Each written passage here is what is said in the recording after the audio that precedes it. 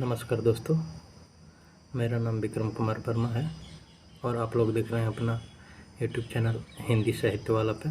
दोस्तों आप लोगों का स्वागत है।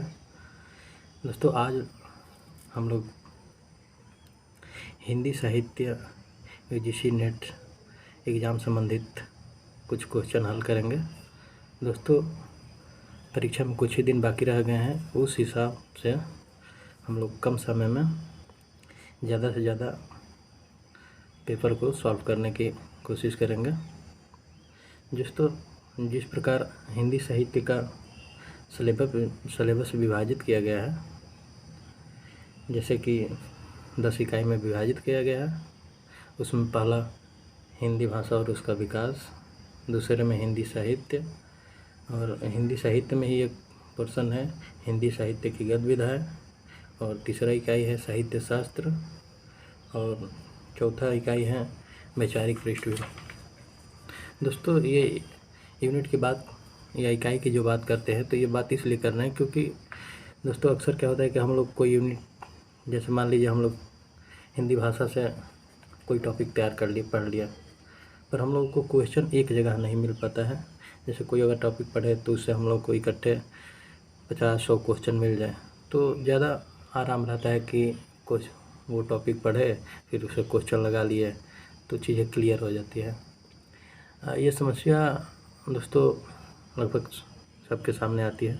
तो दोस्तों इसी को मद्देनज़र रखते हुए हम लोग इस क्लास की शुरुआत कर रहे हैं। और दोस्तों हम लोग का यही उद्देश्य है कि हर यूनिट से लगभग 100 या 150 क्वेश्चन सॉल्व करेंगे। आगामी दिनों में पेपर होते होते कम से कम हम लोग 2000 से 2500 तक क्वेश्चन सॉल्व कर लेंगे। क्वेश्चन का तरीका ऐसे रहेगा दोस्तों कि हिंदी भाषा और उसका विकास अगर हम लोग पढ़ लिए हैं तो उससे कम से कम 100 या 150 क्वेश्चन सॉल्व करेंगे। उसके बाद जैसे हिंदी साहित्य का इतिहास पर अगर बात जब करेंगे तो उससे रिलेटेड हम लोग 100 या 150 क्वेश्चन करेंगे। फिर हिंदी गद्य की विधाएँ हैं, तो ऐसे ऐसे दोस्तों कैटेगरी वाइज बांट के हम लोग हर चैप्टर से कम 100, 150, 200, 250 इस टाइप के क्वेश्चन सॉल्व करेंगे। और लास्ट में पेपर से कुछ दिन पहले हम लोग मिश्रित भी सॉल्व करेंगे, जिसमें हर यूनिट से क्वेश्चन रहेंगे। और इस तरह हम लोग अपने क्लास को आगे बढ़ाएंगे। तो दोस्तों आज की क्लास शुरू करते हैं। आज की क्लास रहेगी पहला यूनिट हिंदी भाषा और उसका विकास से, और इसमें हम लोग कम से कम लगभग 120 क्वेश्चन सॉल्व करेंगे। तो चलिए दोस्तों शुरू करते हैं। पहला दिन है आज क्लास का, तो उस हिसाब से देखते हैं और शुरुआत करते हैं। पहला क्वेश्चन है दोस्तों, ईरानी महाभारत काल से ही भारत को हिंद कहने लगे थे, यह कथन किसने कहा है? तो ये कथन दोस्तों पंडित रामनरेश त्रिपाठी के हैं। तो पहला का ऑप्शन नंबर डी सही हो जाएगा, रामनरेश त्रिपाठी। दोस्तों हम आंसर को हाईलाइट करते चलेंगे, साथ में आप लोग ऐसे बोलेंगे तो क्लियर नहीं हो पाएगा, तो दोस्तों इसलिए हम हाईलाइट भी करते चलेंगे। दोस्तों सेकेंड नंबर क्वेश्चन, विश्व की भाषाओं को मुख्यतः कितने भाषा परिवारों में विभाजित किया गया है? तो दोस्तों विश्व की प्रमुख भाषाओं को 12 भाग में विभाजित किया गया है। तो इसका आंसर ऑप्शन नंबर फर्स्ट सही हो जाएगा। थर्ड नंबर क्वेश्चन देखेंगे दोस्तों, हिंदी किस भाषा परिवार की भाषा है? तो दोस्तों इसका आंसर हो जाएगा ऑप्शन नंबर सी, बहुरूपी परिवार की भाषा है। हिंदी बहुरूपी परिवार की भाषा है। और फिर अगला क्वेश्चन देखेंगे, भारतीय आर्य भाषाएं किस भाषा परिवार से संबंधित है? तो दोस्तों ये हो जाएगा ऑप्शन नंबर बी, बहुरूपी परिवार से। अगला क्वेश्चन देखेंगे, प्राचीन भारतीय आर्य भाषा है। दोस्तों इसमें हो जाएगा वैदिक संस्कृत, ऑप्शन नंबर ए, वैदिक संस्कृत प्राचीन आर्य भाषा है। उसके बाद अगला देखेंगे दोस्तों क्वेश्चन नंबर 6, वैदिक ग्रंथों की भाषा थी। तो इसमें ऑप्शन नंबर हो जाएगा सी, वैदिक संस्कृत। अगला क्वेश्चन देखेंगे, विद्वानों ने वैदिक ध्वनियों की संख्या 52 मानी है, इसमें कितने स्वर तथा कितने व्यंजन हैं? तो इसमें हो जाएगा ऑप्शन नंबर बी 13 स्वर है और 39 व्यंजन है दोस्तों, तो ऑप्शन नंबर बी सही हो जाएगा। अगला क्वेश्चन देखते हैं, लौकिक संस्कृत से संबंधित निम्न में से कौन सा कथन असत्य है?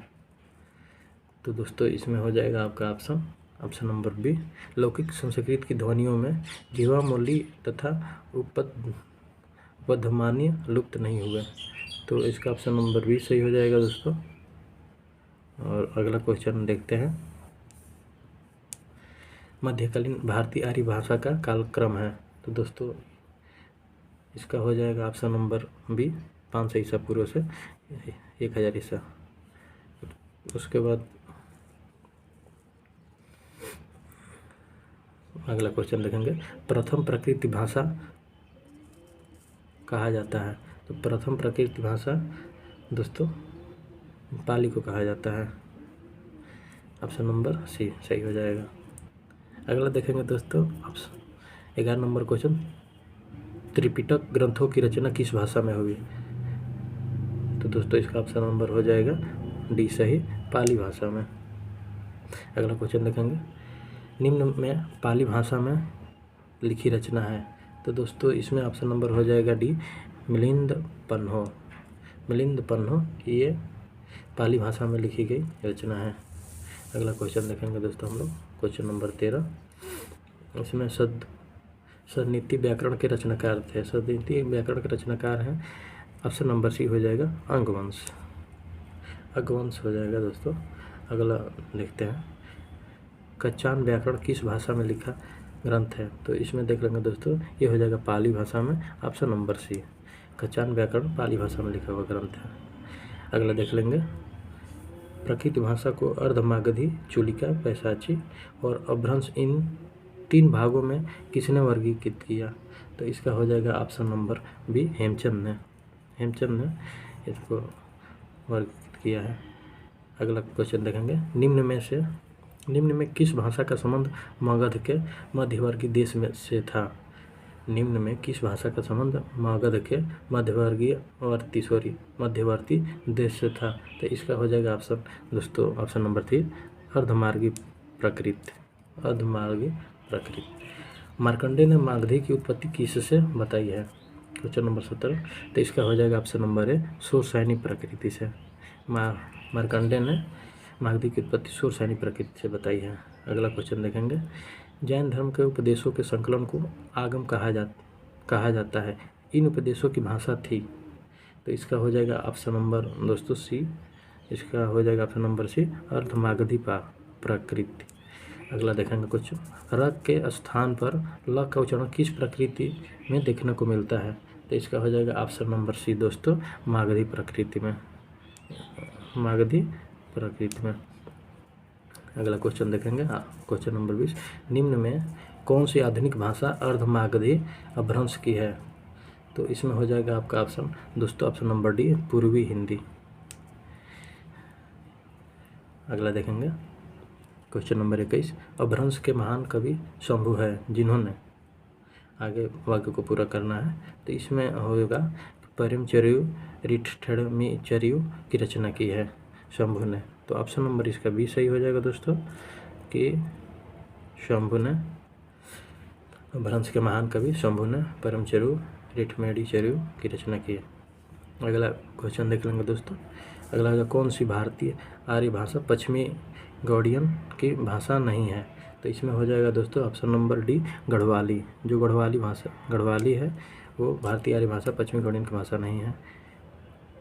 अगला देख लेंगे दोस्तों, हिंदी भारत के बहुमुख्य लोगों की भाषा होने के पश्चात भी इसका क्षेत्र संपूर्ण भारत नहीं है, क्योंकि अब इस वाक्य को पूरा करना है दोस्तों, तो इसमें हो जाएगा इसमें का ऑप्शन नंबर हो जाएगा बी सही, क्योंकि राजनीतिक स्वार्थ हितों के कारण इसे कुछ ही राज्यों में मान्यता प्राप्त है, तो ऑप्शन नंबर यहाँ भी सही हो जाएगा।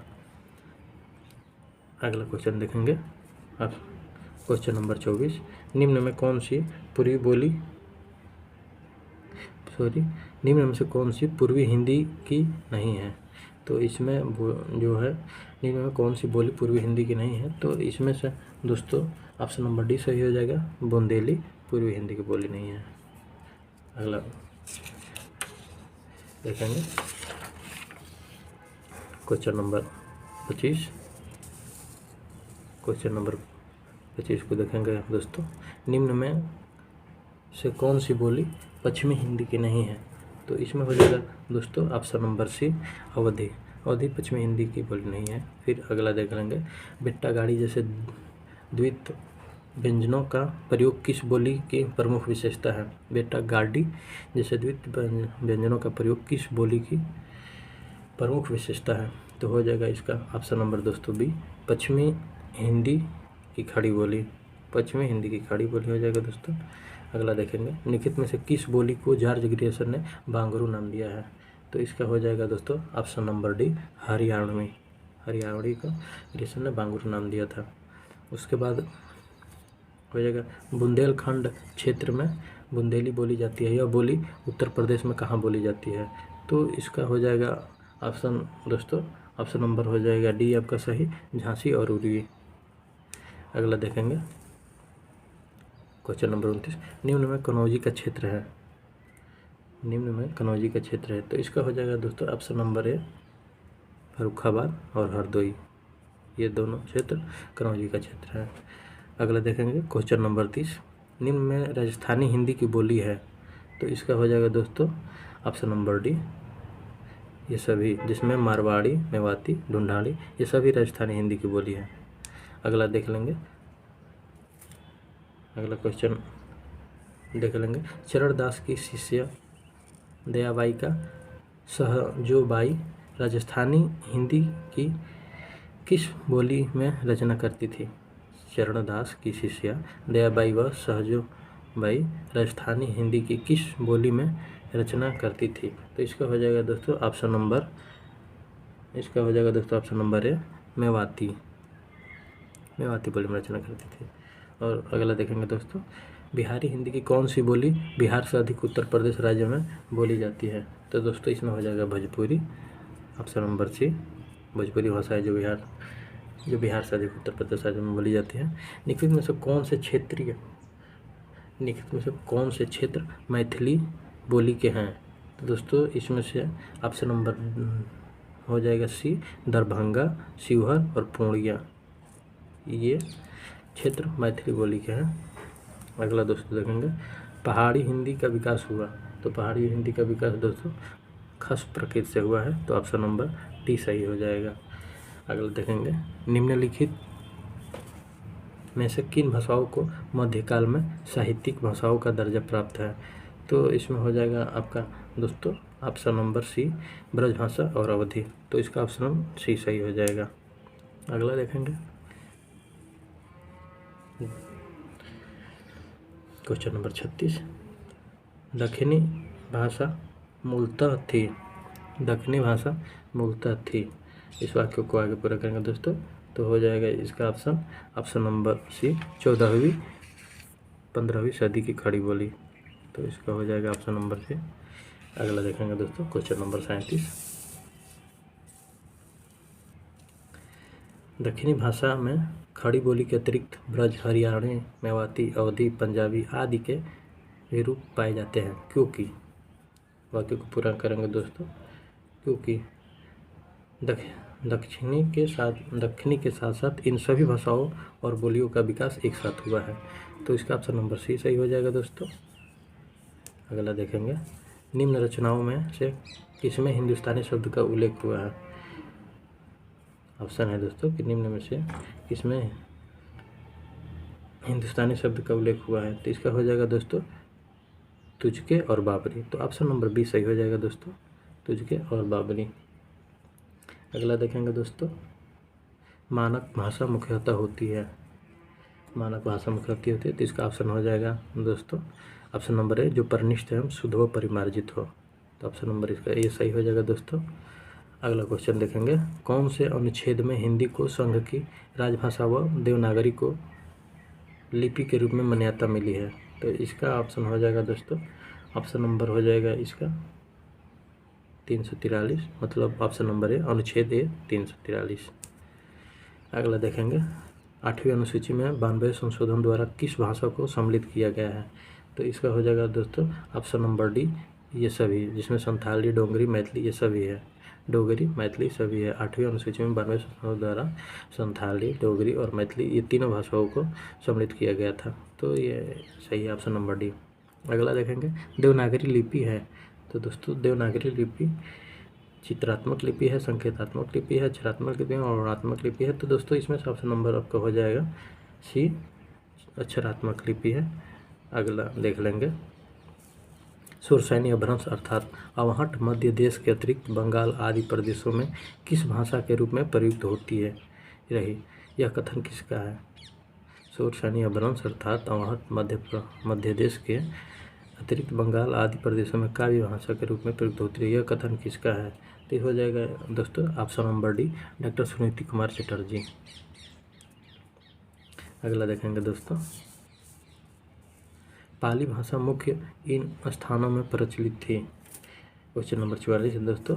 तो ऑप्शन इसमें 4 दिया है और कूट में इसका आंसर है। तो दोस्तों इसका ऑप्शन हो जाएगा आपका मगध और उज्जैनी, कलिंग और कौशल। तो इसका ऑप्शन नंबर हो जाएगा बी, ए और बी दोनों सही है।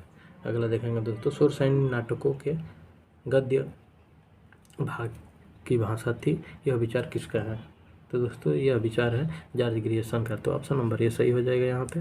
अगला देखेंगे क्वेश्चन उर्दू का जन्म दिल्ली और आगरा में नहीं बल्कि दक्षिणी भारत में हुआ, इस कथन से सहमति कौन रखते हैं? तो दोस्तों हो जाएगा इसका ऑप्शन नंबर डी सही हो जाएगा, राहुल सांकृत्यायन। राहुल सांकृत्यायन जो संबंध रखते थे, सहमति रखते थे, सॉरी। निम्नलिखित रचनाओं में से किसका संबंध सुरसैनी प्रकृति से है? यहाँ भी कूट वाला आंसर दिया है दोस्तों। तो यहाँ पे हो जाएगा आपका ऑप्शन सही, ऑप्शन नंबर सी, जिसमें जैन साहित्य आ जाएगा और आनंद सुंदरी हो जाएगा। निम्नलिखित रचनाओं में से किसका संबंध सुरसैनी प्रकृति से? तो जैन साहित्य का और आनंद सुंदरी से। तो दोस्तों इसका ऑप्शन नंबर सी सही हो जाएगा। अगला क्वेश्चन, अगला देखते हैं दोस्तों क्वेश्चन नंबर 48। ये थोड़ा रंगीन पेज आ गया है दोस्तों, कोई बात नहीं, कलर बदल बदल के पढ़ते रहेंगे हम लोग। अगला क्वेश्चन है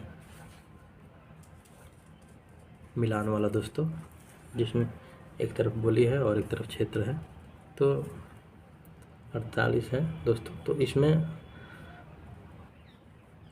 दोस्तों इसका ऑप्शन नंबर 48 का हो जाएगा ऑप्शन नंबर डी सही है दोस्तों, जिसमें बांगरू का रोहतक है और भोजपुरी का छपरा है और कुमाऊनी का अल्मोड़ा है और खड़ी बोली का ऑप्शन नंबर सेकेंड मेरठ। तो इसका ऑप्शन डी सही हो जाएगा दोस्तों, ऑप्शन नंबर डी। अगला देखेंगे निम्न में मागधी से संबंधित कौन से कथन सही है? ये भी कूट वाला है दोस्तों। तो इसमें हो जाएगा ऑप्शन नंबर आपका बी सही, जिसमें मागधी प्राचीन काल में दक्षिण बिहार मगध में प्रचलित थी, ये भी ऑप्शन सही है। 24वें तीर्थकर महावीर स्वामी ने अपने धर्मपद मगधी में ही दिए थे, ये ऑप्शन गलत है। और फिर अगला ऑप्शन जो है अश्वघोष के नाटकों में मागधी का प्राचीन रूप मिलता है, ये ऑप्शन सही है। और अगला र के स्थान पर ल का, श के स्थान पर श का उच्चारण मागधी प्रकृति की प्रमुख विशेषता है। तो ऑप्शन नंबर इसका बी सही हो जाएगा दोस्तों, 49 का ऑप्शन नंबर बी। अगला देखेंगे क्वेश्चन नंबर 50। आयु गोष्ठ बड़ो व्यापारी आदिखेप ज्ञान योग की व्रज में आनी उतारी, उक्त पंक्तियाँ किस बोली में लिखी गई है? दोस्तों ये पंक्तियाँ ब्रज भाषा में लिखी गई है, तो ऑप्शन नंबर बी सही हो जाएगा। अगला देखेंगे दोस्तों निम्न में से कौन सी रचनाएं अपभ्रंश काल की है? यहाँ भी कुटवाला है दोस्तों। तो इसमें हो जाएगा आपका राय कुमार चर्य और भविष्य कहा। तो ऑप्शन नंबर यहाँ डी सही हो जाएगा दोस्तों, ऑप्शन नंबर डी। अगला देखेंगे निम्नलिखित में से कौन से युग्म सही है? यहाँ युग्म बना कर दिया है दोस्तों और आंसर कूट में देना है। तो यहाँ पे दोस्तों 53 निम्न में कौन सी युग्म सही है। तो दोस्तों इसमें ऑप्शन नंबर आपका हो जाएगा पहला लहंदा आधुनिक भारतीय आर्य भाषा से, और फिर पाली मध्यकालीन भारतीय आर्य भाषा से, और मध्य पहाड़ी आधुनिक आर्य भाषा से। ये तीनों ऑप्शन सही है, जबकि लौकिक संस्कृत मध्यकालीन वैसे ये ऑप्शन गलत है। आपका ऑप्शन नंबर बी सही हो जाएगा दोस्तों। ऑप्शन नंबर इस पर भी। अगला क्वेश्चन देखते हैं दोस्तों, क्वेश्चन नंबर 54। इसमें हो जाएगा दोस्तों कि कालक्रम के अनुसार भाषाओं का सही अनुक्रम है। तो दोस्तों यहाँ भाषाओं का क्रम दिया है और इसमें सही हम लोग को बताना है। तो इसमें हो जाएगा आपका संस्कृत, पाली, प्राकृत और अपभ्रंश। ऑप्शन नंबर सी हो जाएगा दोस्तों इसमें सही, संस्कृत, पाली, प्राकृत और अपभ्रंश। बाकी अब अगला क्वेश्चन देखें सकते हैं, क्वेश्चन नंबर 55। कालक्रम के अनुसार निम्नलिखित रचनाओं का सही अनुक्रम है। ये भी सेम क्वेश्चन है वैसे ही क्रम वाला। तो इसमें दोस्तों ऑप्शन नंबर हो जाएगा आपका ऋग्वेद, त्रिपिटक, प्राकृत, प्रकाश, जैन ग्रंथागम। तो इसमें ऑप्शन नंबर ए सही हो जाएगा दोस्तों। 55 का ऑप्शन नंबर सही हो जाएगा। उसके बाद अगला देखेंगे, साहित्य रचना के आधार पर कालक्रम के अनुसार निम्नलिखित भाषाओं बोलियों का सही अनुक्रम है। तो दोस्तों यहाँ बोलियों का क्रम दिया है और पूछा है कि कौन सा सही है। तो इसमें हो जाएगा अपभ्रंश, ब्रजभाषा, अवधि और खड़ी बोली। तो ऑप्शन नंबर बी सही हो जाएगा दोस्तों इसमें। अगला देखेंगे इनमें से कौन सा युग्म सही नहीं है। यहाँ युग्म दिया है दोस्तों और ये बताना है कि इनमें से कौन सा जोड़ा गलत है या युग्म गलत है। तो इसका हो जाएगा दोस्तों 57 का ऑप्शन नंबर सी, जयशंकर प्रसाद, अवधि। अगला देखेंगे दोस्तों, सुमेलित कीजिए, मिलान करने वाला है दोस्तों। इसमें दोस्तों आधुनिक भाषा दिया है और क्षेत्रीय स्वरूप दिया है और इसका मिलान करना है दोस्तों। तो 58 का दोस्तों हो जाएगा ऑप्शन नंबर बी सही, जिसमें असमिया का हो जाएगा मागधी और राजस्थानी का हो जाएगा शोरसैनी, लांदा का हो जाएगा ब्राह्मण 85 और ऑप्शन नंबर डी हो जाएगा पूर्वी हिंदी का अर्धमागधी। तो ऑप्शन नंबर बी सही हो जाएगा दोस्तों यहाँ पे। अगला देखेंगे दोस्तों, अगला भी क्वेश्चन सुमेलित वाला है।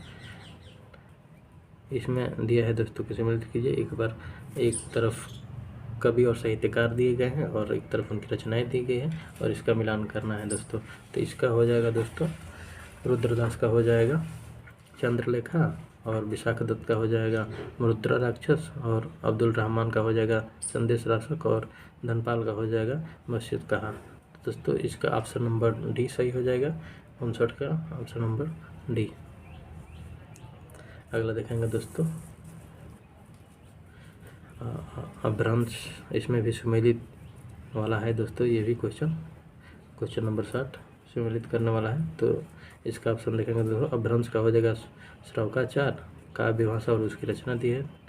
और फिर लौकिक का हो जाएगा दोस्तों, लौकिक संस्कृत का हो जाएगा महाभारत और खड़ी बोली का हो जाएगा दोस्तों कामायनी और ब्रज भाषा का हो जाएगा दोस्तों सुजान सागर। तो इसका ऑप्शन नंबर ए सही हो जाएगा दोस्तों, 60 का ऑप्शन नंबर ए। अगला क्वेश्चन देखेंगे दोस्तों,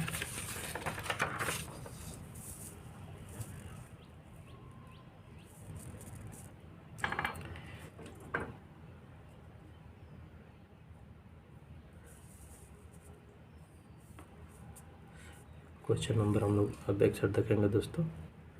ये भी मिलान वाला है, एक तरफ कविता की पंक्तियाँ दी गई है और एक तरफ उसकी भाषा पूछी गई है दोस्तों। तो इसको भोर भोर आए छिड़छड़ी, ये हो जाएगा मैथिली। बैठ शिला की छित छाँपे, ये हो जाएगा खड़ी बोली में। या आगे रस कथा प्रकाशो, ये हो जाएगा आपका ब्रज भाषा। और डी हो जाएगा भोग भोज जसमाना, तो ये हो जाएगा आपका अवधि। तो इसका ऑप्शन नंबर दोस्तों हो जाएगा ए सही, 61 का ऑप्शन नंबर ए। अगला क्वेश्चन देखते हैं दोस्तों। अगला क्वेश्चन हो जाएगा आपका सुमेलित कीजिए वाला है ये भी।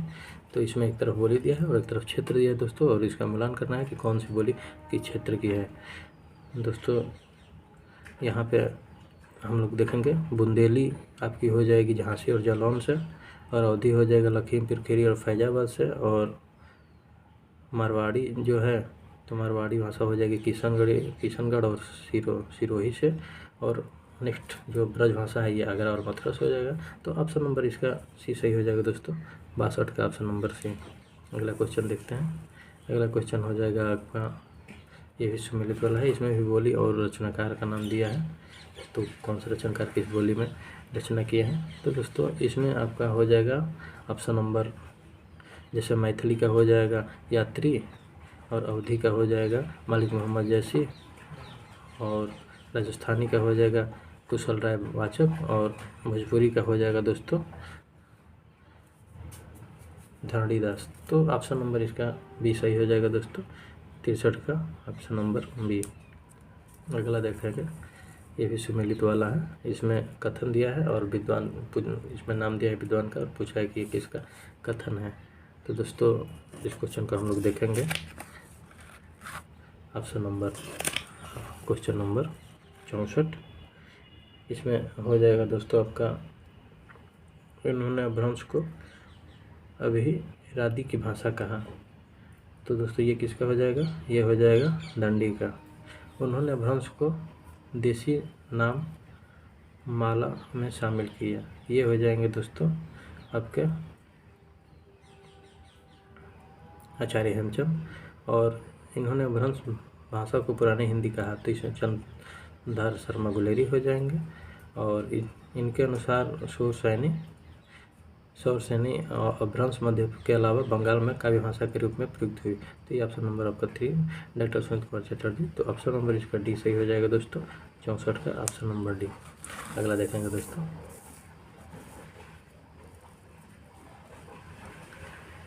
लिखित में से कौन सा युग्म सही नहीं है। यहाँ भी वही युग्म दिया है दोस्तों, और ये छाटना है कि कौन सा इसमें से सही नहीं है।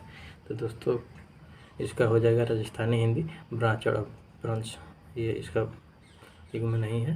तो बाकी सब जो है वो सही है। ये एक जो युग्म है ये गलत है, तो राजस्थानी का ब्राचड़ अपभ्रंश ये गलत है। अगला क्वेश्चन देखेंगे हम लोग दोस्तों, क्वेश्चन नंबर 38, ये भी सुमेलित करने वाला है दोस्तों। तो इसमें देखेंगे, इसमें दिया है एक तरफ वाक्य और एक तरफ बोली दिया है, और पूछा है कि ये वाक्य किस बोली में है। तो दोस्तों इसका हम लोग देखेंगे, एक मिनट दोस्तों फिर से। तो मेरे को घर जाने को दिल बोल रहा, तो इसका हो जाएगा, ये हो जाएगी दक्षिणी भाषा में गंगा मैया तोहे पियरी चढ़ाएगी। दोस्तों ये भोजपुरी है, हाँ ये मूवी है गंगा मैया तोहे पियरी चढ़ाएगी, कभी समय मिले तो आप लोग ज़रूर देखिए। और फिर अगला ऑप्शन हो जाएगा, हमारी छाती पर दंड करे राजा प्रजा साचोर। तो इसका ऑप्शन ये हो जाएगा अवधी बोली में। और ओके बड़ो छोरू खेत में थे, तो इसका हो जाएगा मालवी। तो सर दोस्तों इसका ऑप्शन नंबर हो जाएगा आपका ये सही। अगला देखेंगे, ये भी सुमेलित वाला है, एक तरफ बोली दिया है और एक तरफ क्षेत्र दिया है, और पूछा कि ये बोली किस क्षेत्र की है दोस्तों। तो इसमें देखेंगे दोस्तों, गढ़वाली का हो जाएगा टिहरी, कुमाऊँ का हो जाएगा बागेश्वर, और अवधी का हो जाएगा अयोध्या, और भोजपुरी का हो जाएगा वाराणसी। तो दोस्तों इसका ऑप्शन नंबर 67 का ऑप्शन नंबर ए हो जाएगा सही दोस्तों। अगला देखेंगे, अगला भी क्वेश्चन मिलान वाला है दोस्तों। इसमें एक तरफ बोली दिया है और एक तरफ क्षेत्र दिया है दोस्तों, और इसका मिलान करना है। तो हड़ौती का हो जाएगा राजस्थान, और बघेली का हो जाएगा मध्य प्रदेश, गढ़वाली का हो जाएगा उत्तराखंड, और कनौजी का दोस्तों हो जाएगा उत्तर प्रदेश। तो इसका ऑप्शन नंबर सी सही हो जाएगा दोस्तों। अगला देखेंगे, पूर्व से पश्चिम की ओर जाते हुए भाषाओं का सही क्रम है। तो दोस्तों पूर्व से पश्चिम की तरफ जाते हुए भाषाओं का सही क्रम है दोस्तों। तो इसमें मैथिली, अवधी, ब्रज और हरियाणवी। तो ऑप्शन नंबर ए सही हो जाएगा दोस्तों इसका। अगला देखेंगे, क्वेश्चन नंबर 70, पश्चिम से पूर्व की ओर जाते समय भाषाओं का सही क्रम है। दोस्तों यहाँ दोनों भाषाएं एक तरफ से पूर्व से पश्चिम दे दिया है, 69 नंबर क्वेश्चन, और 70 नंबर क्वेश्चन पश्चिम से पूर्व की तरफ दे दिया है। तो दोनों क्वेश्चन एक ही साथ हम लोग को देखने को मिल गए दोस्तों। तो पश्चिम से पूर्व की ओर जाते समय भाषाओं का सही क्रम होगा, इसका ऑप्शन नंबर ए सही होगा, पंजाबी, करवी, अवधी और भोजपुरी। दोस्तों ऑप्शन नंबर ए सही है। अगला क्वेश्चन देखेंगे हम लोग, क्वेश्चन नंबर 71, ये भी सुमेलित करने वाला है दोस्तों। और दोस्तों कभी एक होता है रंग जिसमें ब्लैक एंड वाइट होता है, तो आज हम लोग पिंक वाइट देख रहे हैं, कभी पिंक कभी वाइट। देखते हैं दोस्तों क्वेश्चन 71। ये भी है मिलान वाला दोस्तों, एक तरफ क्षेत्र दिया है और एक तरफ बोली, और ये पूछा है कि इसका पूछा है कि दोस्तों मतलब मिलान करने के लिए दिया है। तो चलिए दोस्तों देखते हैं। हो जाएगा इसका झांसी, झांसी का दोस्तों हो जाएगा बुंदेली। बुंदेली झांसी में बोली जाती है। Rohtak, option number B. Option number B हो जाएगा आपका दोस्तों हरियाणवी, रोहतक हरियाणवी। और फिर सीतापुर हो जाएगा आपका अवधी, और बलिया हो जाएगा आपका भोजपुरी। बलिया में भोजपुरी बोली जाती है दोस्तों, बागी बलिया जिसे कहते हैं। तो इसका ऑप्शन नंबर डी हो जाएगा दोस्तों। बागी बलिया का एक अपना अलग ही इतिहास है दोस्तों। ठीक है दोस्तों, उस बात को छोड़ते हैं, आगे चलते हैं क्वेश्चन नंबर 72 पे। निम्नलिखित बोलियों को उत्तर से दक्षिण क्रम में संयोजित कीजिए। बोलियों को उत्तर से दक्षिण क्रम में संयोजित करना है दोस्तों, तो इसका हो जाएगा बांगरू, बुंदेली, मालवी और मैथिली। इसका ऑप्शन नंबर बी सही हो जाएगा 72 का। अगला देखेंगे दोस्तों, थोड़ा स्पीड भी बढ़ाते हैं। और अगला देखेंगे दोस्तों, इसमें क्षेत्र दिया है और बोली दिया है। एक तरफ क्षेत्र दिया है और एक तरफ बोली दिया है, और इसमें मिलान करना है दोस्तों। तो इसमें हो जाएगा मधुबली का दोस्तों मैथिली, नैनीताल का हो जाएगा कुमाऊनी, और भीलवाड़ा का हो जाएगा आपका दोस्तों मेवाती, और झालावाड़ का हो जाएगा हड़ौती। तो इसका ऑप्शन नंबर बी सही हो जाएगा दोस्तों। एक मिनट दोस्तों, थोड़ा पानी पी ले।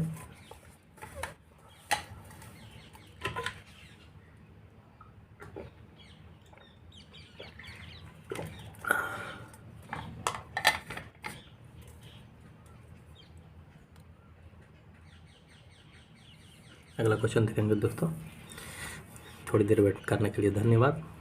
अगला क्वेश्चन देखेंगे दोस्तों हम लोग, सुमेलित कीजिए वाला है। तो इसमें भी एक तरफ क्षेत्र और एक तरफ बोली है दोस्तों। तो इसमें इंदौर का हो जाएगा मालवी, और हमीरपुर का हो जाएगा दोस्तों बुंदेली, हरदोई का हो जाएगा कन्नौजी, और पिथौरागढ़ का हो जाएगा ऑप्शन आपका कुमाऊनी। तो ऑप्शन नंबर बी सही हो जाएगा इसका दोस्तों, ऑप्शन नंबर बी। अगला देखेंगे, आए भुज बंध्य दय उद्धव सखा के कैंध, डगमग पाय मग धरत धराए हैं। उपयुक्त काव्य पंक्तियाँ संबंध में कौन सा कथन सही है दोस्तों? इसमें कथन दिया है दोस्तों और पूछा है कि उपयुक्त काव्य पंक्तियाँ इसे कौन सी सही है। तो इसमें हो जाएगा आपका दोस्तों, इन पंक्तियों में कै सर्वनाम है जो मैं का रूपांतरण है। तो इसमें ऑप्शन नंबर दोस्तों, सॉरी दोस्तों एक मिनट, इसका ये कूट भाषा में दिया है दोस्तों, इसका आंसर कूट भाषा में देना है, जिसमें 2 4 1 3 और 1 4 और 2 3 दिया है दोस्तों। तो इसमें ऑप्शन आपका सही हो जाएगा, ये पंक्तियाँ ब्रज भाषा की है। और फिर एक ऑप्शन ये सही हो जाएगा आपको दोस्तों, तीसरा कि इन पंक्तियों में रचनाकार जगन्नाथ रत्नाकर है। तो इसका ऑप्शन नंबर बी सही हो जाएगा दोस्तों। एक बार और दोस्तों इस क्वेश्चन को रिपीट कर देते हैं। आए भुजबध्य दय उद्धव सखा के कंद, डगमग पाय मग धरत धराए। उपयुक्त पंक्तियाँ के संबंध में कौन सा कथन सही है? तो इसमें हो जाएगा आपका दोस्तों, ये पंक्ति ब्रजभाषा की है। और फिर ये हो जाएगा ऑप्शन तीसरा सही कि इन पंक्तियों में रचनाकार जगन्नाथ दास रत्नाकर है। तो इसका ऑप्शन नंबर ये कूट में दिया है दोस्तों, तो इसका भी सही हो जाएगा। अगला क्वेश्चन देखेंगे दोस्तों, क्वेश्चन नंबर 76, अवधि की प्रमुख विशेषताएं हैं। तो दोस्तों ये भी कूट वाली क्वेश्चन है। तो इसमें अवधि में आय और उच्चारण क्रमशः आई व औ होता है।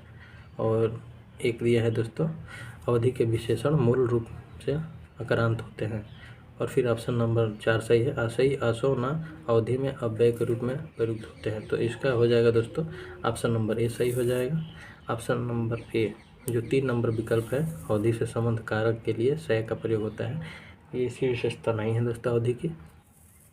अगला देखेंगे क्वेश्चन दोस्तों, ये भी कुट वाला क्वेश्चन है दोस्तों। क्वेश्चन नंबर 77, निम्नलिखित में से कौन उर्दू के प्रसिद्ध लेखक व शायर हैं। एक मिनट दोस्तों,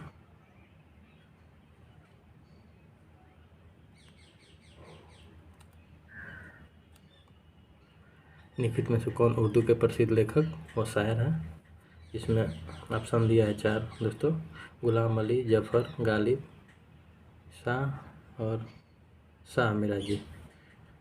तो इसका ऑप्शन हो जाएगा दोस्तों जफ़र और गालिब। तो ऑप्शन नंबर बी सही हो जाएगा दोस्तों 77 का। अगला ऑप्शन देखेंगे दोस्तों, निम्नलिखित में से अगला क्वेश्चन दोस्तों 78, निम्नलिखित में से कथन सत्य है। यहाँ कथन दिया है दोस्तों और पूछा है कूट में आंसर देना है कि कौन कौन से कथन सत्य है। तो दोस्तों इसमें कथन हो जाएंगे आपके, पहला, राजभाषा का प्रावधान संविधान की धारा 343 से 351 के अनुच्छेद में वर्णित है। और अगला हो जाएगा दोस्तों अनुच्छेद 210 के अनुसार प्रांतों के राज्य विधानमंडलों का कार्य राज्य की राजभाषा या हिंदी अंग्रेजी में होगा। और एक इसका ऑप्शन जो 4 है, राजभाषा अधिनियम 1976 के अनुसार केंद्रीय कार्यालयों में प्रेषित हिंदी पत्रों का उत्तर भी हिंदी में ही दिया जाएगा। तो इसका ऑप्शन नंबर डी सही हो जाएगा दोस्तों। अगला देखेंगे क्वेश्चन, निम्नलिखित में से कौन से हिंदी के संचार का माध्यम है। ये भी कुट वाला है दोस्तों, जिसमें संचार का माध्यम इंटरनेट, हॉलीवुड, BBC न्यूज़ दिया है और बॉलीवुड दिया है दोस्तों। तो बॉलीवुड तो सुर्खियों में बहुत रहता है दोस्तों, पर आइए हम लोग ऑप्शन देखते हैं कौन सा सही है। तो इसमें हो जाएगा एक इंटरनेट और एक बॉलीवुड दोस्तों। देखिए उनसे कौन हिंदी के संचार का माध्यम है, तो बॉलीवुड और इंटरनेट। तो ऑप्शन नंबर ये सही हो जाएगा दोस्तों इसका। अगला देखेंगे दोस्तों, देवनागरी लिपि की विशेषताएं हैं। तो दोस्तों देवनागरी लिपि की विशेषता, इसमें भी 3-4 ऑप्शन दिया है और इसमें हम लोगों को सही ऑप्शन जो देवनागरी लिपि की विशेषताएं हैं उसको चयन करना है। 80 नंबर क्वेश्चन दोस्तों, तो इसमें हो जाएगा पहला सही, देवनागरी लिपि अक्षरात्मक है और देवनागरी लिपि में सभी ध्वनियों को अंकित करने की क्षमता है। और एक ऑप्शन नंबर 4 जो है, देवनागरी लिपि के प्रत्येक ध्वनि के लिए एक निश्चित वर्ण है। तो इसका ऑप्शन नंबर भी सही दोस्तों हो जाएगा। देवनागरी लिपि के दोस्तों अगला क्वेश्चन देखेंगे, देवनागरी लिपि के मानकीकरण से संबंधित कौन सा कथन सत्य नहीं है। तो इसमें हो जाएगा दोस्तों, एक मिनट दोस्तों देख ले, ये भी कुट वाला आंसर है दोस्तों।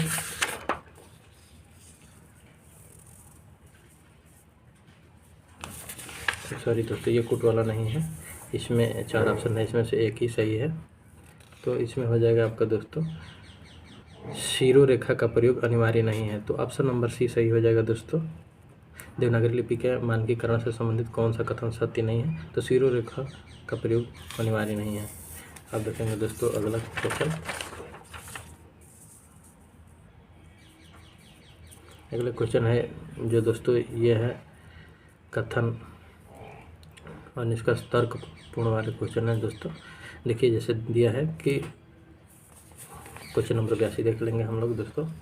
जैसे यहाँ दिया है निर्देश कि प्रश्न संख्या 82 से 94 में निम्नलिखित स्थापना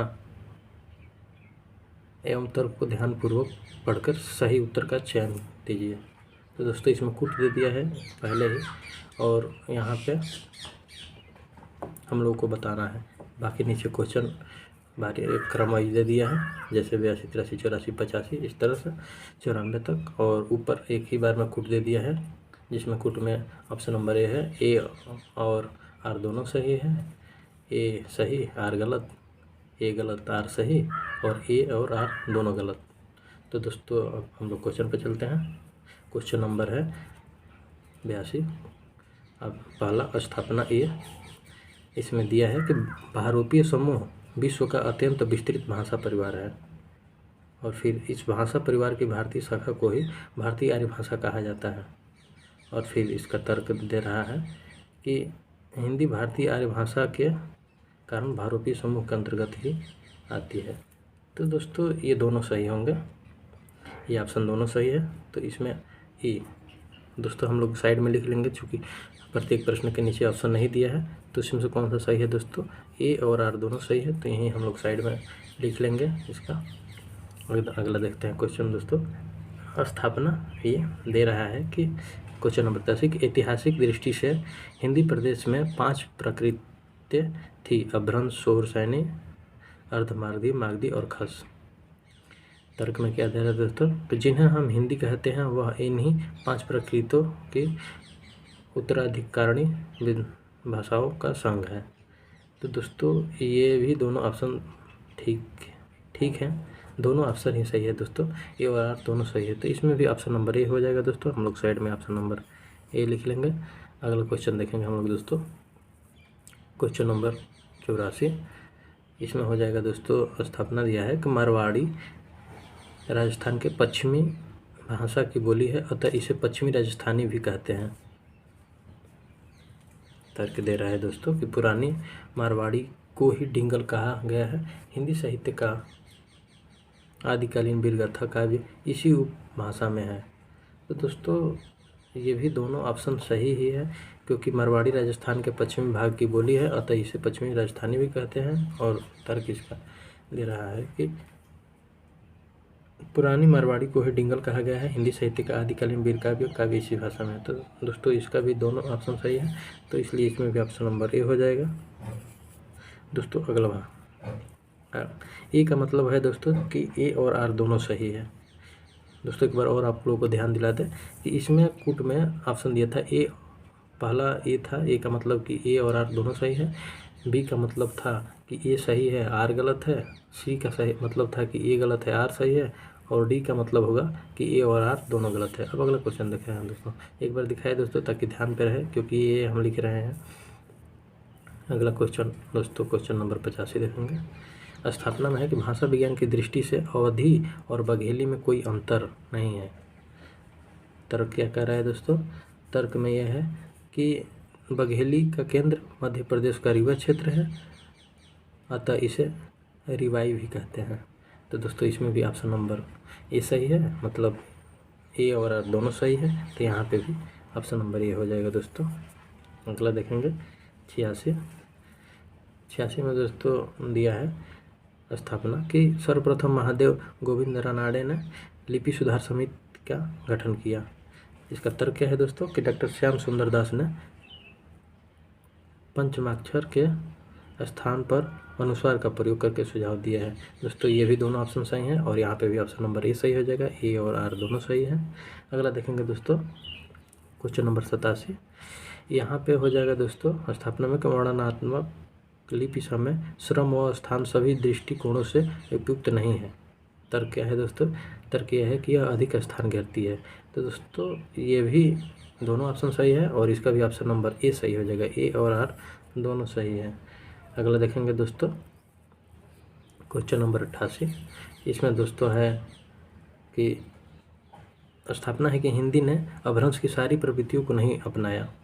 तर्क है दोस्तों यहाँ संस्कृत, पाली, प्राकृत आदि संयोगात्मक भाषाएं थी। दोस्तों क्वेश्चन को फिर से देखेंगे हम लोग। ये दिया है कि हिंदी में अपभ्रंश की सारी प्रवृत्तियों को नहीं अपनाया। तर्क दे रहा है कि संस्कृत, पाली, प्राकृत आदि संयोगात्मक भाषा है। तो दोस्तों यहाँ जो है ये हिंदी ने अपभ्रंश की सारी प्रवृत्तियों को नहीं अपनाया, ये गलत है। और जो तर्क दिया है आदि संयोगात्मक भाषा है, ये सही है दोस्तों। तो इसका ऑप्शन नंबर सी हो जाएगा। अगला क्वेश्चन देखेंगे दोस्तों, स्थापना में दे रहा है कि खड़ी बोली आकार बहुल है। तर्क है दोस्तों, इसमें तर्क दे रहा है कि इसमें अधिकांश आकारांत शब्दों का प्रयोग नहीं होता है। तो दोस्तों खड़ी बोली का आकार बहुल है, और तर्क है इसमें कि इसमें अधिकांश आकारांत शब्दों का प्रयोग नहीं होता है। तो यहाँ पे खड़ी बोली का कार बहुल है दोस्तों, ये ऑप्शन तो सही है लेकिन इसका तर्क गलत है दोस्तों। तो इसका ऑप्शन नंबर बी सही हो जाएगा, 89 का ऑप्शन नंबर बी। अगला देख लेंगे क्वेश्चन दोस्तों, क्वेश्चन नंबर 90। ब्रजभाषा पश्चिमी हिंदी की बोली है, यह स्थापना है दोस्तों। और इसमें तर्क क्या दे रहा है कि इसका जन्म सूर सैन्य भ्रंश से हुआ है। तो दोस्तों ये दोनों ऑप्शन सही है और इसका ऑप्शन नंबर ए सही हो जाएगा, ए और आर दोनों सही है। 91 नंबर क्वेश्चन देखेंगे दोस्तों। स्थापना है कि राजस्थानी हिंदी की बोली मेवाती मेवात क्षेत्र में प्रचलित है। तर्क इसका दे रहा है क्योंकि वहाँ मेओ जाति निवास करती है। तो दोस्तों ये भी दोनों ऑप्शन सही है और इसका ऑप्शन नंबर ए सही हो जाएगा, 91 का ऑप्शन नंबर ए। दोस्तों ज़्यादातर ऑप्शन नंबर यही सही हो रहे हैं, बस 2-3 क्वेश्चन थे उसमें। चलिए आगे हम लोग देखते हैं। स्थापना ये संपूर्ण देश में भारत में एकरूपता रखने के लिए मानक भाषा का होना अनिवार्य नहीं है। तर्क है दोस्तों इसका कि किसी क्षेत्र की आंचलिक बोली भी संपूर्ण देश में साम्यता लाती है क्योंकि उसका शब्द भंडार असीमित होता है। तो दोस्तों ये संपूर्ण देश में भाषा में एकरूपता रखने के लिए मानक भाषा का होना अनिवार्य नहीं है। तो दोस्तों ये भी ऑप्शन गलत है और इसका जो तर्क दिया है किसी क्षेत्र की आंचलिक बोली भी संपूर्ण देश में साम्यता लाती है क्योंकि उसका शब्द भंडार असीमित होता है, ये भी ऑप्शन गलत है दोस्तों। तो ऑप्शन नंबर इसमें डी सही हो जाएगा दोस्तों, दोनों ऑप्शन गलत है, ए और आर दोनों गलत है। 93 देखेंगे दोस्तों हम लोग। हिंदी को अत्यधिक प्रसिद्धि नहीं मिल सकी, इसका तर्क दिया गया है दोस्तों। अधिकांश सरकारी कामकाजों में अंग्रेजी भाषा कामकाज अंग्रेजी भाषा में आता है। दोस्तों ये दोनों तर्क सही है और इसका ऑप्शन नंबर ए सही हो जाएगा दोस्तों। अगला देख लेंगे। स्थापना ये 14 सितंबर 1950 को भारतीय संविधान ने हिंदी को मान्यता दी। तर्क इसका दे रहा है दोस्तों कि 14 सितंबर को प्रतिवर्ष 14 सितंबर को प्रतिवर्ष हिंदी दिवस मनाया जाता है। तो इसका हो जाएगा दोस्तों ऑप्शन नंबर सी, क्योंकि इसमें 14 सितंबर 1950 को भारतीय संविधान ने हिंदी को मान्यता दी, ये ऑप्शन गलत है। और इसका तर्क है कि 14 सितंबर को प्रतिवर्ष हिंदी मनाया जाता है, तो इसका ऑप्शन सही है। तो इसका ऑप्शन नंबर सी सही हो जाएगा दोस्तों, ये गलत है और आर सही है। अगला क्वेश्चन देखेंगे दोस्तों। अगला क्वेश्चन है गद्य है दोस्तों। 95 से 99 तक क्वेश्चन में गद्यांश दिया है और इसका हम लोग को गद्य को पढ़ना है और फिर इसका उत्तर देना है दोस्तों। गद्य से क्वेश्चन आजकल दोस्तों बढ़ गए हैं एग्जाम में और अच्छा खासा आ रहा है, तो इसको ध्यान में रखकर अच्छे से हम लोग हल करेंगे। इसमें दोस्तों 95 से 99 तक गद्य से ही क्वेश्चन है, एक गद्य पढ़ना है, उसके 4 आंसर देना है दोस्तों। इसमें क्वेश्चन है दोस्तों कि 95 नंबर क्वेश्चन है कि निम्न में से कौन सा कथन सही है। तो इसके लिए हम लोग को दोस्तों पहले गद्य पढ़ना पड़ेगा, तो पढ़ते हैं पहले।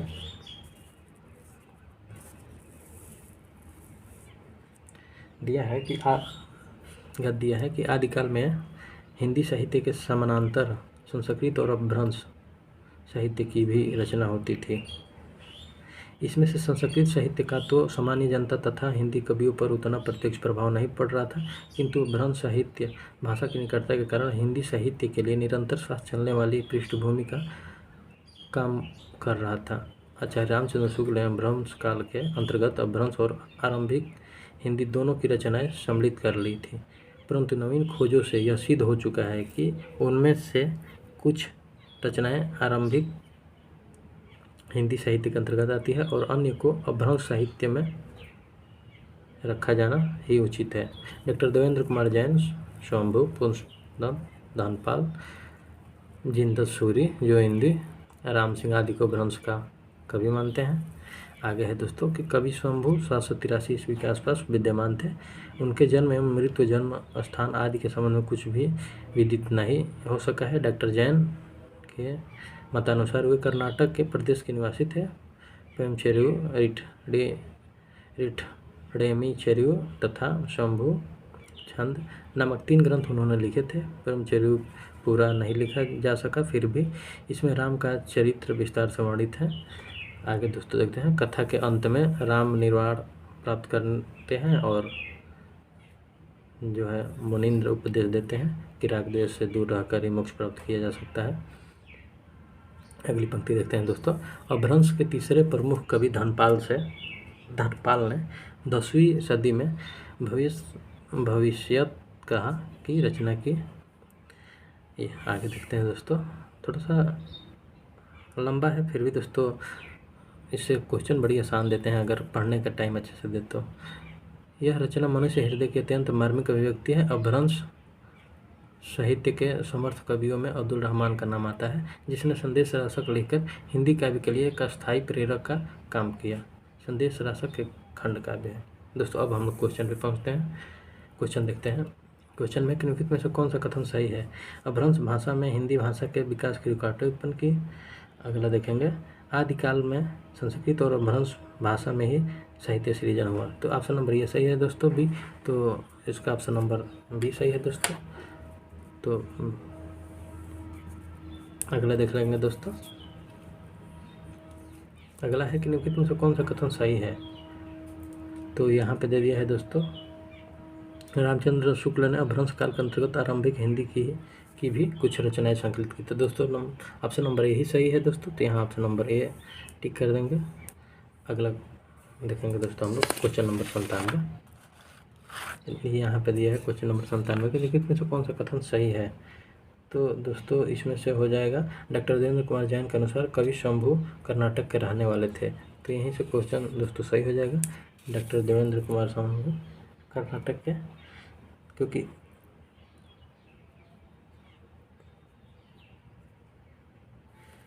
अगला देखेंगे दोस्तों क्वेश्चन नंबर 98।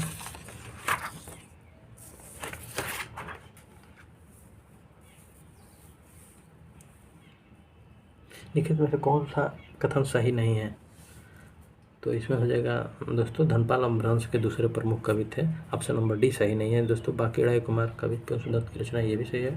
पुंसदत्त शैव थे, ये भी सही है। और धनपाल ने 10वीं सदी में भविष्यत कहा की रचना की, ये भी ऑप्शन सही है। पर ऑप्शन नंबर डी दोस्तों गलत है इसका। और अगला देखेंगे दोस्तों 99 नंबर,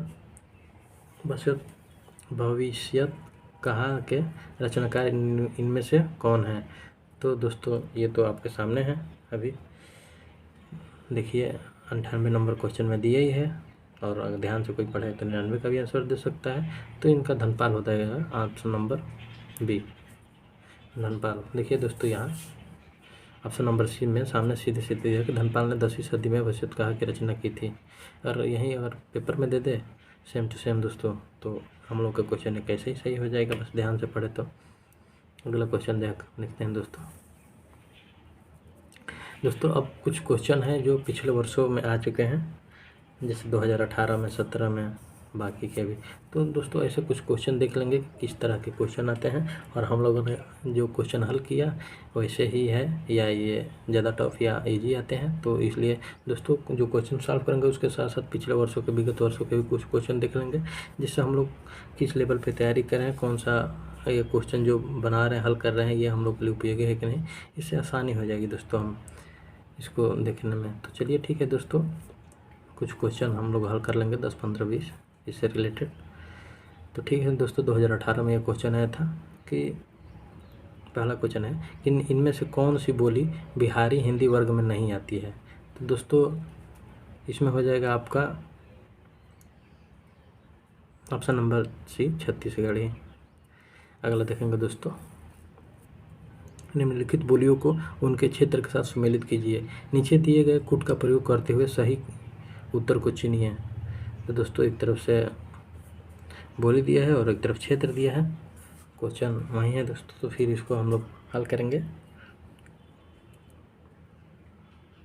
दोस्तों। इसमें हो जाएगा आपका पश्चिमी पहाड़ी हो जाएगा गढ़वाल का, और मध्यवर्ती पहाड़ी हो जाएगा आपका शिमला का, भोजपुरी हो जाएगा पटना का, और मगही हो जाएगा आपका गाजीपुर का। तो ऑप्शन नंबर बी सही हो जाएगा दोस्तों, सेकेंड का ऑप्शन। सॉरी दोस्तों, एक बार और सॉरी दोस्तों, फिर से देखते हैं इस क्वेश्चन को। निम्नलिखित बोलियों को उनके क्षेत्र के साथ सुमेलित कीजिए। नीचे दिए गए कूट का प्रयोग करते हुए सही उत्तर को चुनिए। दोस्तों इसमें पश्चिमी पहाड़ी हो जाएगा शिमला का, और मध्यवर्ती पहाड़ी हो जाएगा गढ़वाल का, भोजपुरी हो जाएगा आपका गाजीपुर का, और मगही जो मगही है वो पटना का होगा दोस्तों अब तक गलत हो गया होता क्वेश्चन दोस्तों। तो इसका ऑप्शन नंबर सी सही होगा दोस्तों, सेकेंड का ऑप्शन नंबर सी।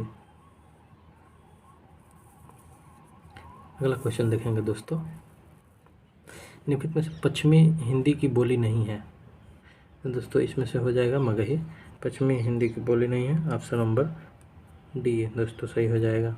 अगला देखेंगे, खड़ी बोली शब्द का प्रयोग।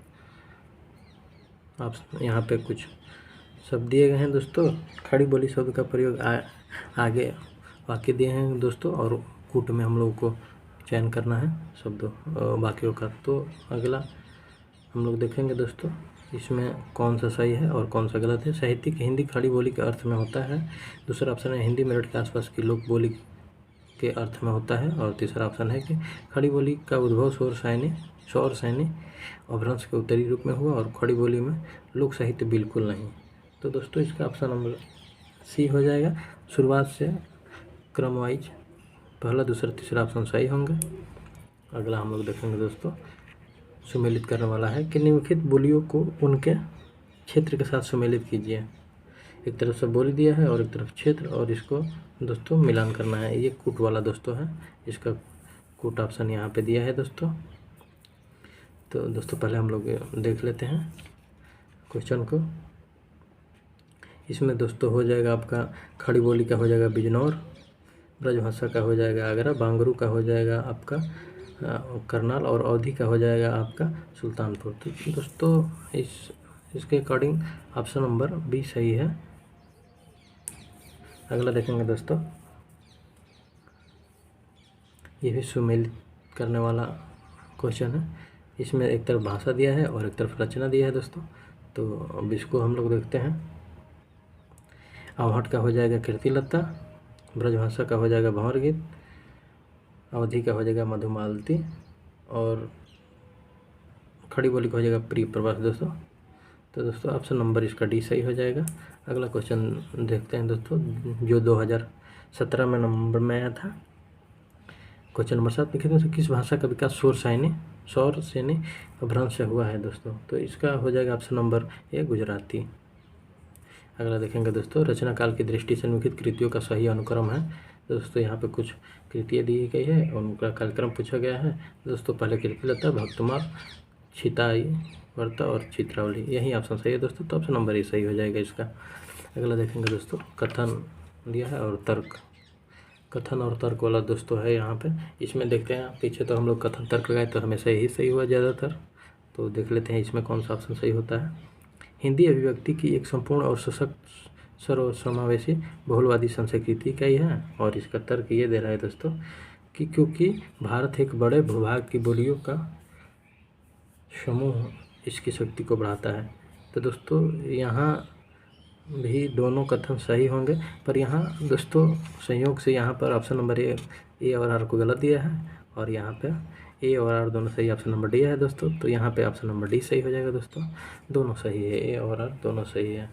अगला देखेंगे दोस्तों, ईसा की किस शताब्दी में भ्रंश का व्यवहार लोक भाषा के अर्थ में होने लगा। तो दोस्तों इसमें ऑप्शन आपका हो जाएगा, ऑप्शन नंबर आपका हो जाएगा 11वीं सदी। ईसा की किस शताब्दी में भ्रंश का व्यवहार लोक भाषा के अर्थ में होने लगा। तो 11वीं सदी में। अगला क्वेश्चन देख लेंगे दोस्तों, अब समाप्ति होने वाला है जल्दी है। क्वेश्चन नंबर 11, रचना काल की दृष्टि से निम्नलिखित कवियों का सही अनुक्रम है। यहाँ कवियों का क्रम दिया है दोस्तों और पूछा है कौन सा सही क्रम है। तो इसमें पहले स्वयंभू, पुंसधन, अहमद और हेमचंद। तो ऑप्शन नंबर 3 सही हो जाएगा दोस्तों इसका, स्वयंभू, पुंसधन, अहमद और हेमचंद। अगला देखेंगे दोस्तों, अगला क्वेश्चन देखेंगे, डिंगल कवियों की वीर गाथाएं, नीलमणिया, संतों की बाणियाँ, कृष्ण भक्त या रगानुमा भक्ति मार्ग के साधकों के पद, राम भक्त या वैधि, भक्ति मार्ग के उपासकों की कविताएं, सूफी साधना से पुष्ट मुसलमान कवियों तथा ऐतिहासिक हिंदू कवियों के रोमांस और रीति काव्य, ये 6 धाराएं अपभ्रंश कविता का स्वाभाविक विकास है। यह कथन किसका है दोस्तों? यह कथन है आचार्य हजारी प्रसाद द्विवेदी का। तो इसका ऑप्शन नंबर बी सही हो जाएगा। अगला क्वेश्चन देखेंगे दोस्तों, इनमें से किस बोली का बिहारी हिंदी से संबंध नहीं है? तो दोस्तों अवधी का बिहारी बोली हिंदी से संबंध नहीं है। अगला क्वेश्चन देखेंगे, दोहा दोहा मूलतः किस शब्द का छंद है? तो इसका हो जाएगा दोस्तों अपभ्रंश का।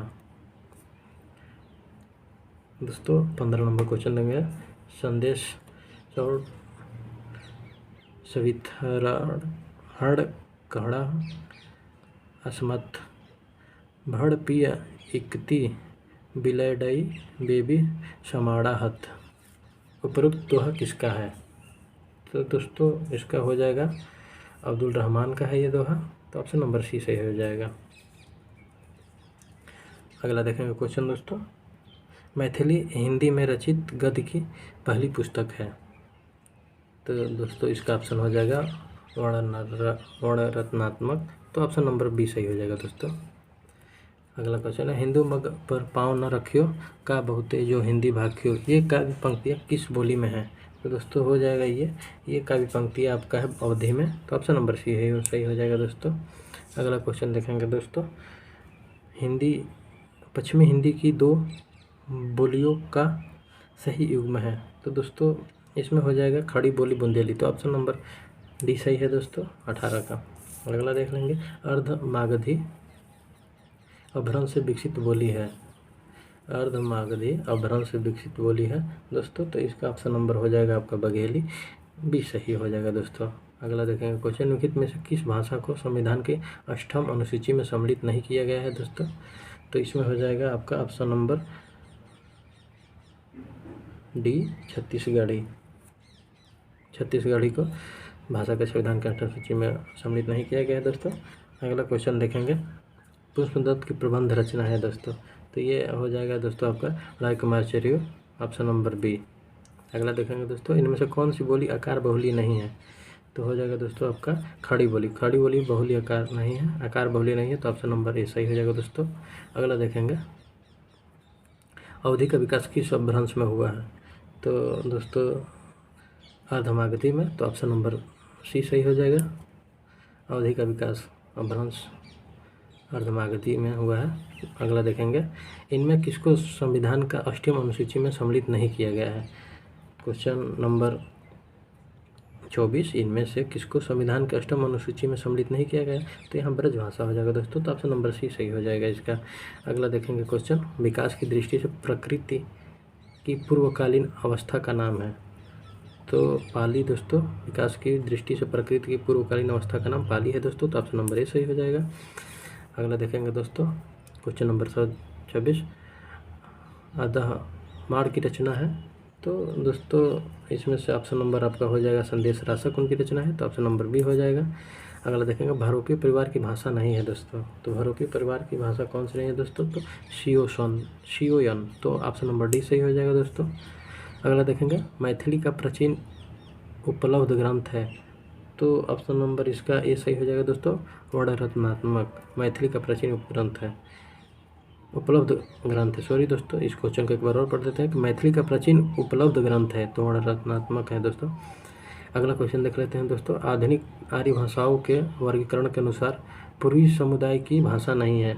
तो इसमें हो जाएगा दोस्तों ऑप्शन नंबर बी मराठी है जो पूर्वी समुदाय की भाषा नहीं है दोस्तों। अगला देख लेंगे क्वेश्चन नंबर अगला देखेंगे, हिंदुस्तानी शब्द यूरोप के लोगों की देन है, ये कथन किसका है? तो दोस्तों ये हो जाएगा आपका ग्रेसन का ये कथन है। तो ऑप्शन नंबर सी सही हो जाएगा दोस्तों। तो दोस्तों आज हम लोगों ने लगभग 129 या 30 क्वेश्चन कंप्लीट किया जो हिंदी भाषा और उसका विकास फर्स्ट यूनिट से संबंधित था दोस्तों। इसमें हम लोगों ने सामान्य भी क्वेश्चन देखे और कूट का भी और मिलान वाला भी, और फिर विगत वर्षों के कुछ क्वेश्चन 15-20 क्वेश्चन देखे जिसमें हम लोग देखें कि इस प्रकृति के क्वेश्चन आते हैं। ठीक है दोस्तों, आज पहला क्लास था, तो दोस्तों यहीं हम लोग समाप्त करते हैं अपना क्लास। और दोस्तों आप लोग को अगर ये वीडियो अच्छी लगे तो लाइक और सब्सक्राइब ज़रूर करें, और कहीं कुछ त्रुटि हो भाषा से लेकर हम लोग का, तो कहीं अगर कुछ चीज़ें अच्छी लगे अच्छी ना लगे तो भी हमें आप लोग मैसेज में ज़रूर मैसेज करें, और हम सुधार करने की कोशिश करेंगे दोस्तों। और दोस्तों अगर आप लोगों को ये जो क्वेश्चन आज हम लोग हल किए, और अगर आप लोगों को PDF में चाहिए तो आप लोग मैसेज में अपना व्हाट्सएप नंबर लिख दें, हम आपको व्हाट्सएप कर देंगे दोस्तों। थैंक यू दोस्तों, धन्यवाद।